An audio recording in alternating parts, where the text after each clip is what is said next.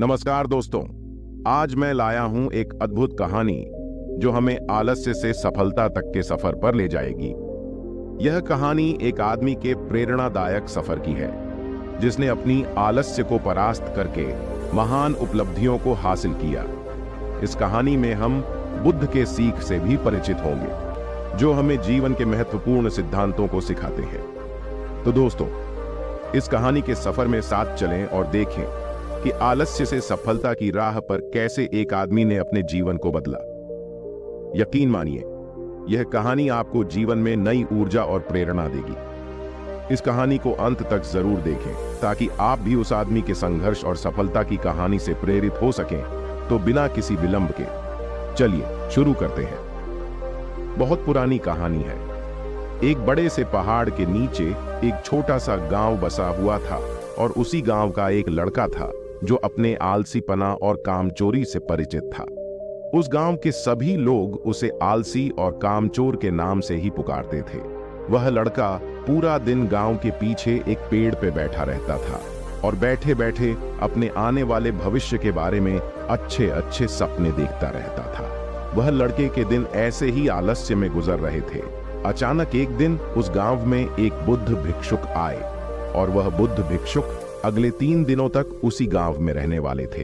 बुद्ध भिक्षुक सारा दिन उसी गांव में भिक्षा मांगते थे और गांव के लोगों को अच्छा अच्छा उपदेश देते थे। और जब रात होती तब गांव के पास में एक बुद्ध मठ में विश्राम करते थे। बुद्ध भिक्षु प्रतिदिन जब गांव में भिक्षा मांगने जाते थे और भिक्षा करके वापस लौटते, तब उस आलसी लड़के को उसी पेड़ के नीचे कभी बैठा हुआ और कभी लेटा हुआ देखते थे। बुद्ध भिक्षु ने लगातार 2 दिन तक वह लड़के को उसी पेड़ के नीचे उसी हालत में देखा। ये देखने के बाद बुद्ध भिक्षु समझ गए थे कि वह लड़का मानसिक आलस्य का गुलाम बन चुका है। तीसरे दिन जब बुद्ध भिक्षु गांव से भिक्षा करके वापस बुद्ध मठ में लौट रहे थे, तब बुद्ध भिक्षु ने देखा कि वह लड़का अभी भी उसी पेड़ के नीचे बैठा हुआ है। और ये देखने के बाद बुद्ध भिक्षु से रहा नहीं गया। वह तुरंत उस लड़के के पास गए। बुद्ध भिक्षु ने उस लड़के से कहा, बेटा, तुम्हारे लिए मेरे पास एक छोटा सा काम है। मैं चाहता हूं तुम उस पहाड़ की चोटी तक जाओ और वहां से मेरे लिए एक पंख लेकर आओ। वह लड़के ने बैठे बैठे अपनी गर्दन घुमा के और उस पहाड़ की ऊंची चोटी की तरफ देखा और उसके बाद बुद्ध भिक्षु से कहा, यह काम मुझसे नहीं हो पाएगा क्योंकि वहां तक जाने के लिए मुझ में उतनी ताकत नहीं है। बुद्ध भिक्षु ने कहा, मुझे जिस पंख की तलाश है वह उस पहाड़ी के शिखर पे भी नहीं मिलेगा। वह पंख उस पहाड़ी की दूसरी तरफ एक गुफा के अंदर मिलेगा और उस पंख को हासिल करने के लिए उस पहाड़ी की शिखर तक चढ़ के दूसरी तरफ नीचे उतरना पड़ेगा। बुद्ध भिक्षु ने कहा, वह पंख कोई साधारण पंख नहीं है। तुमने उस पंख को आज तक कहीं भी नहीं देखा होगा। वह पंख बहुत ही अनमोल, दुर्लभ और बहुत ही सुंदर है। बुद्ध भिक्षु की इस बातों को सुनकर उस लड़के के मन में उत्सुकता जागी क्योंकि वह लड़के ने आज से पहले उस पंख के बारे में नहीं सुना था। और ऐसे दिलचस्प सफर के बारे में सोचकर उसके अंदर से एक प्रेरणा जागी और बुद्ध भिक्षु से कहा, मैं आपके लिए वह दुर्लभ पंख लेकर आऊंगा। ये कहने के बाद वह लड़का बिना कुछ सोचे सफर में चल पड़ा।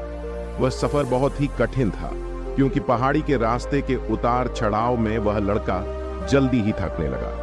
वह लड़के की सांस फूलने लगी और शरीर से काफी पसीना बहने लगा, लेकिन वह लड़के ने हार नहीं मानी। वह पहाड़ी के ऊपर चढ़ता ही गया।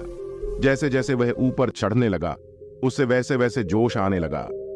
आज से पहले उसने कभी भी ऐसा जोश महसूस नहीं किया था।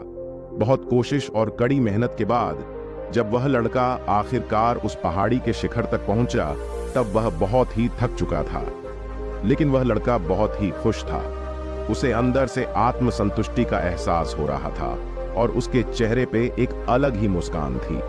वहां से प्रकृति के सौंदर्य को देखकर वह और भी मुग्ध हो गया था, लेकिन उसे पहाड़ी की दूसरे ओर उतरना था और उस गुफा को ढूंढना था जहां बुद्ध भिक्षु ने पंख के बारे में बताया था।